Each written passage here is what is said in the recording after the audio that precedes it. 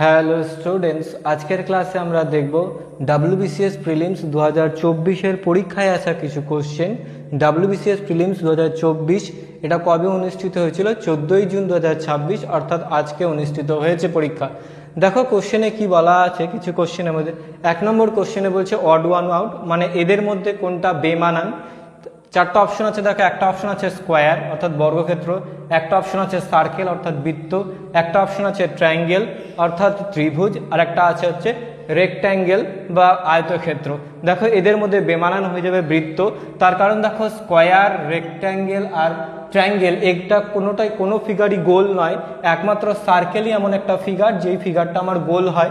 সেই জন্য question number 1-এর answer হয়ে যাবে অপশন বি অর্থাৎ সার্কেল।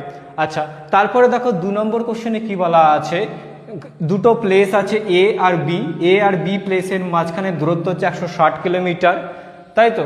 এবার দেওয়া আছে কোশ্চেনে যে এ প্লেস থেকে একটা ট্রেন মুভ করতে শুরু করে 50 কিলোমিটার পার আওয়ার গতিতে, আবার বি প্লেস থেকে আর একটা ট্রেন মুভ করতে শুরু করে 30 কিলোমিটার পার আওয়ার স্পিডে, অর্থাৎ তারা অপোজিট ডাইরেকশনে, এ এদিকে মুভ করছে বি এর দিকে আর বি এর দিকে মুভ করছে। আর কোশ্চেনে বলেছে দুজনে একই সময়ে জার্নি স্টার্ট করে সকাল 8:10 তাহলে তোমার কাছে জানতে চেয়েছে মিটিং টাইম কত। দেখো এই ধরনের কোশ্চেন আমরা খুব সহজেই সলভ করতে পারি কি করে। দেখো আমরা সবাই জানি time into speed equal to কী হবে, টোটাল ডিস্টেন্স। এখানে টোটাল ডিস্টেন্স কত দেওয়া আছে? 160 কিলোমিটার। টাইমটা তোমাকে ফাইন্ড আউট করতে হবে। স্পিড কত? দেখো অপোজিট ডাইরেকশনে যদি মুভমেন্ট হয় তখন আমার কি হয়ে যায়, স্পিড যোগ হয়ে যায়। দেখো একজনের স্পিড বলে দেওয়া আছে 50, আরেকজনের দেওয়া আছে 30, তার মানে টোটাল স্পিড কত হয়ে যাবে, অপোজিট ডাইরেকশনে স্পিড যোগ হয়ে যায়, তাহলে 50 আর 30 যোগ করলে কত হয়ে যাবে, 80। তাহলে time into speed equal two distance, তাহলে টাইম ইকুয়াল টু কী হয়ে যাবে, 160/80, তার মানে 2 পেয়ে যাবে। তার মানে 2 ঘন্টা পরে তারা মিট করবে, তাই তো।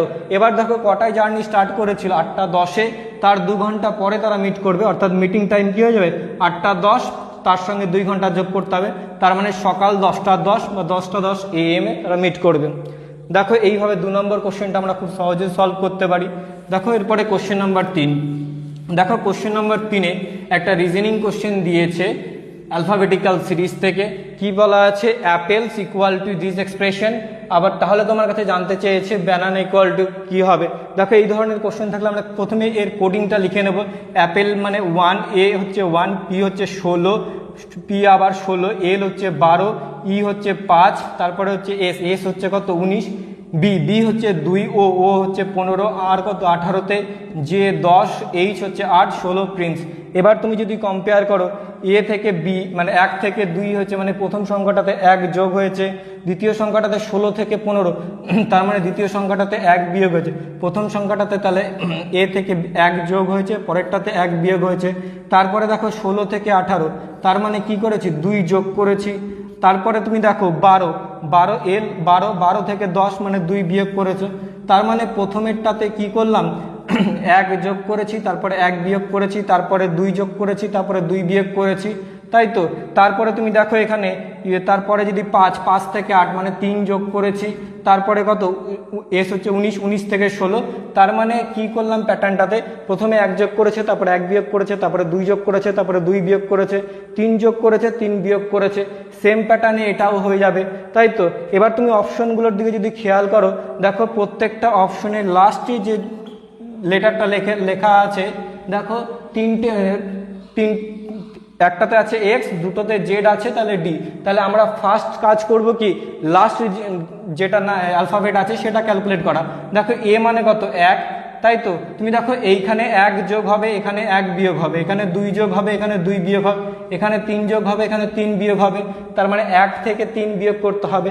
দেখো যখন এই সংখ্যাটা ছোট হয়ে যাবে তখন এর সঙ্গে কি করে নেবো, 26 যোগ করে নেবো, তার মানে এরই আবার নাম্বারিং হয়ে যায় কত, 26 একে 27, 27 থেকে 3 বাদ দিলে আমরা কি পেয়ে যাই, 24 মানে কার নাম্বারিং হয়ে যাবে, এক্স। তাহলে তুমি দেখো একটাই অপশন আছে এক্স, যেটা লাস্ট, তার মানে option A is the correct answer.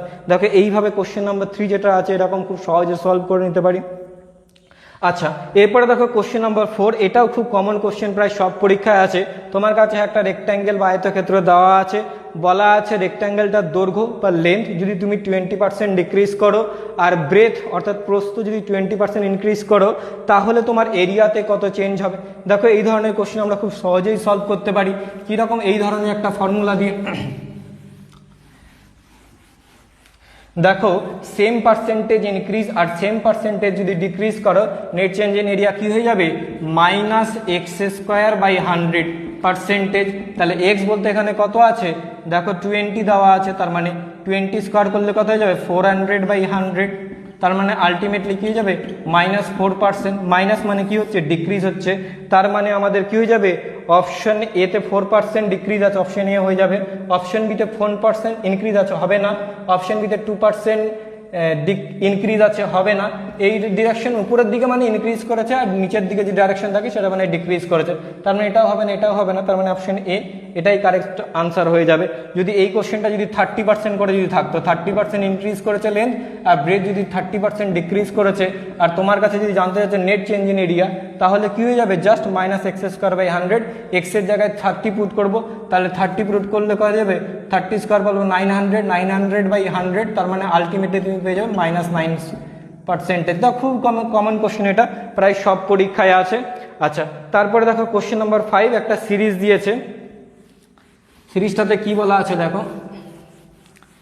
সিরিজটাতে প্রথমে বলা আছে 2, তারপরে আছে 6, তারপরে আছে 12, তারপরে 20, তারপরে তোমার কাছে কোশ্চেন মার্ক দিয়েছে, জানতে চেয়েছে এটা কত।